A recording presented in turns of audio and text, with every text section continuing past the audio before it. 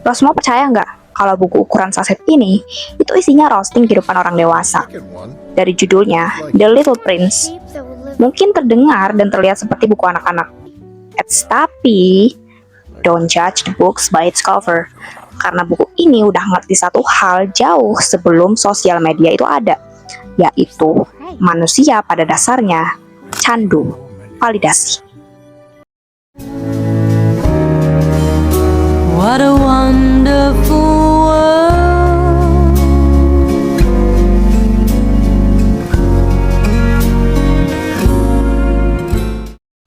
So jadi gue kasih tahu ringkasan cerita dari buku The Little Prince ini.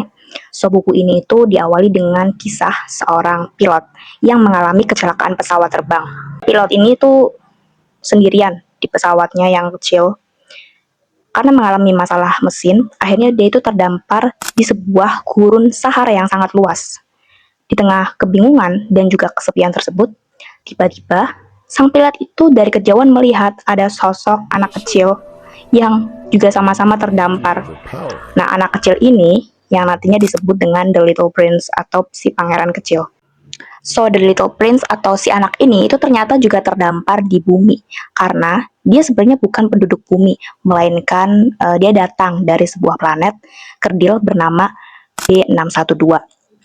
Di planetnya yang bernama B162 ini, si pangeran kecil itu tinggal sendirian dan mempunyai bunga mawar satu-satunya yang dia punya di planet tersebut. Ia sangat mencintai mawar tersebut karena mawar itu begitu cantik, dia begitu manja, begitu posesif dan sangat manipulatif. Mawar ini tuh sering pura-pura kuat, tapi sebenarnya dia di dalam itu rapuh. Gimana, ada yang udah kesindir? Karena mawar ini sikapnya itu semakin menyebalkan, akhirnya si pangeran kecil ini memutuskan untuk pergi menjelajah alam semesta. Salah satunya adalah bumi, yang kemudian ya dipertemukan dengan sang pilot di gurun Sahara tersebut.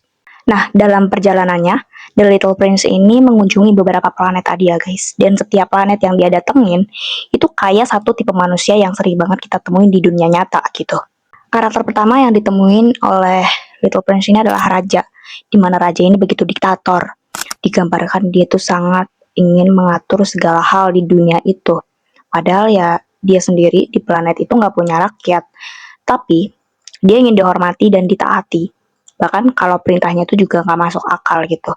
Dan personally, when I first time read this book, gue tuh melihat relasi atau keterikatan gitu karakter Raja ini seperti seorang raja-raja yang memimpin negara pada saat ini. Ketika mereka benar-benar ingin mengakuisisi semuanya, mereka tidak peduli jika rakyat itu menderita. Rakyat yang mana tuh? Like, they don't know how to lead the country. They have no idea how stupid they are, even if they make a policy that could jeopardize their own people. Mereka bisa membuat kebijakan yang membahayakan rakyat mereka sendiri. Ya kira-kira kayak gitulah ya. So jadi setelah si pangeran kecil bertemu dengan raja, akhirnya dia sepakat nih untuk mengelilingi planet lainnya. Nah di sana dia tuh bertemu dengan satu tokoh yang berpakaian serba crazy rich. Seperti Crazy Rich mengenakan topi aneh. Nah di situ dia minta ke pangeran kecil untuk tepuk tangan ke dia.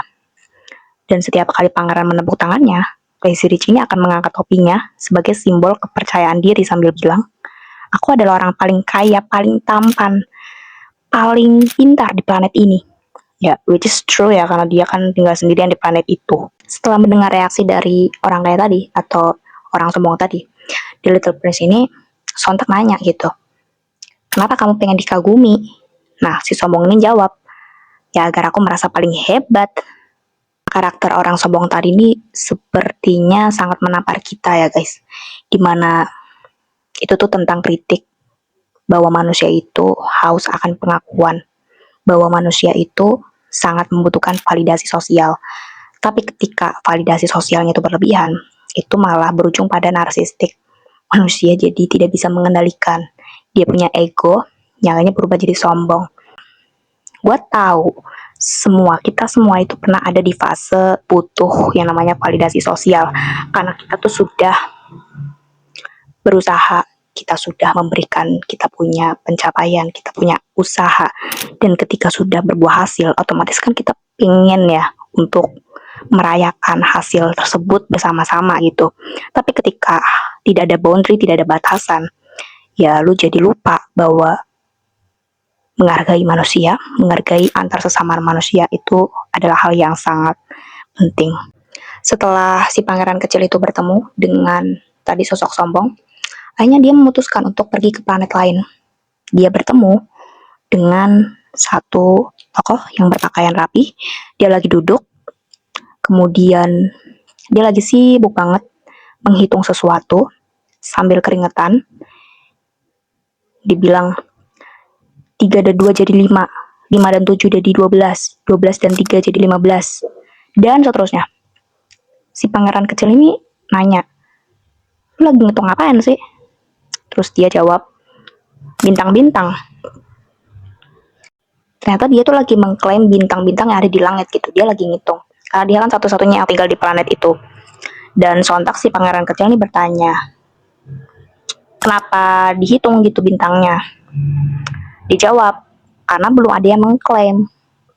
Si pembisnis atau pria ini tuh berpikir, kalau aku yang pertama memikirkan untuk memiliki mereka, ya berarti mereka jadi milikku gitu. Ya pangeran kecil ini jadi bingung. Terus apa gunanya memiliki bintang? Si pebisnis itu bilang, ya biar jadi kaya dong. Terus apa gunanya kaya? Little Prince bilang, ya agar bisa beli lebih banyak bintang. Nah, yuk kita bedah karakter si pembisnis ini. Menurut gua kalau di kehidupan nyata ya, karakter si pembisnis ini tuh adalah karakter yang sangat terobsesi, ingin memiliki barang-barang mewah, seperti motor mewah, mobil terbang mewah, tambang, sampai perusahaan sawit pun dia pengen punya gitu. Ya, sampai-sampai si pembisnis ini tuh terjebak, terakumulasi, karena sibuk banget ngitung, dia jadi nggak pernah menikmati hasil jeripaya dia. Dimana dia tuh tidak pernah menikmati hasilnya, dia nggak pernah melihat bintang, dia nggak pernah menikmati indahnya langit. Dia sibuk menghitung dan mencatat angka di buku. Tapi sebelum lu semua mencibir gua, dengerin dulu. Ini bukan berarti kita semua nggak boleh punya aset ya. Kita boleh punya aset, ngumpulin uang, ngumpulin harta dan sebagainya. Ya tapi harta tersebut harus diperoleh secara halal gitu kan. Ya dikelola dengan baik, sisanya untuk zakat atau bukan untuk flexing atau buat jual beli jabatan, buat money laundering, korupsi. Ya gitulah. Gua nggak mau bahas ginian, beneran takut gua. Oke, lanjut ke karakter berikutnya. Karakter berikutnya yang ditemuin sama The Little Prince ini adalah karakter yang digambarkan sebagai sosok pria yang dia tuh dikelilingi sama botol kosong gitu. Botol kosong dan botol penuh. Apalagi kalau bukan pemabok ya. Nah, seorang pria ini itu tuh lagi minum, dia lagi melupakan rasa malu yang dia alami. Itu kayak sebuah lingkaran setan yang tiada ujung gitu. Dan di planet milik si pemabuk ini, si pangeran kecil tanya, kamu lagi ngapain gitu? Gue lagi minum, katanya. Kenapa kamu minum? Untuk melupakan. Melupakan apa? Bahwa aku malu. Malu karena apa? Ya karena aku minum. Di situ, udah percakapannya selesai. Bip, nggak ada lagi. Nah, di sini kita tahu ya bahwa si pemabuk ini dia tuh tidak mencoba untuk menyelesaikan masalahnya. Dia tuh malah cuma menghindari masalah tersebut. Semakin dia menghindar, semakin dia tenggelam. Karena kalau kita dalami ya karakter ini, ilustrasi tersebut itu menurut gua bukan cuma pelarian, tapi tentang coping mechanism yang salah. So, bagi yang nggak tahu coping mechanism itu apa, jadi coping mechanism itu adalah sebuah cara atau strategi yang dilakukan oleh seseorang untuk menurunkan stres, mereka punya emosi, atau kecemasan yang dia miliki. Contohnya seperti mereka lari ke meditasi, olahraga, mereka menjalankan hobi yang mereka suka untuk mendapatkan dopamin dan menurunkan stres mereka. Nah, di sini coping mechanism yang salah adalah mabok, di mana orang itu mabok untuk mencoba menyelesaikan masalahnya, padahal ya kalau dipikir-pikir dia hanya akan menambah masalahnya gitu kan. Setelah si pangeran kecil ini berhasil ya bertemu dengan banyak orang random, orang dewasa yang aneh dan gila tadi, akhirnya sampailah si pangeran kecil tiba di planet bumi. Di sana, dia bertemu dengan seekor rubah yang kesepian. Awalnya, si pangeran kecil ini ingin mengajak si rubah itu untuk bermain. Tetapi si rubah bilang, jadi si rubahnya bisa ngomong ya. Dia bilang, aku nggak bisa bermain sama kamu karena aku belum dijinakan. Si pangeran kecil ini bingung dan bertanya, apa itu dijinakan? Si rubah menjelaskan, menjinakan berarti menciptakan ikatan. Karena sebelum ada ikatan, semua orang sama aja. 100.000 anak laki-laki sama aja. 100.000 rubah sama aja. Tetapi, ketika kau menjinakkan satu, dia akan menjadi unik. Dan kau juga jadi unik baginya, kata si rubah. Karakter si rubah ini benar-benar deep banget ya, bahwa dia mengajarkan kita tentang membangun relasi. Itu membutuhkan waktu. Bangun chemistry dulu, bangun kepercayaan terlebih dahulu. Gak bisa ya didapatkan secara instan, yang terpaut dengan paksaan gitu. Karena lo harus tanggung jawab dengan ikatan yang sudah lo bangun. Dalam buku ini tuh bilang kayak gitu. You become responsible forever for what you have tamed. Yang artinya, kita harus bertanggung jawab atas ikatan yang sudah kita bangun. Kita nggak bisa lari dari ikatan tersebut. Karena ketika lo lari, lo berarti mencoba untuk mengkhianati dan memecah ikatan tersebut. Sontak si rubah itu membuat si pangeran kecil ini tersadar bahwa mawarnya itu istimewa bukan karena dia satu-satunya mawar di alam semesta, tetapi karena dia selalu menyiraminya, dia selalu melindunginya, dia mendengarkan keluhannya. Jadi waktu yang dia berikan, itulah yang membuat sesuatu jadi lebih berharga.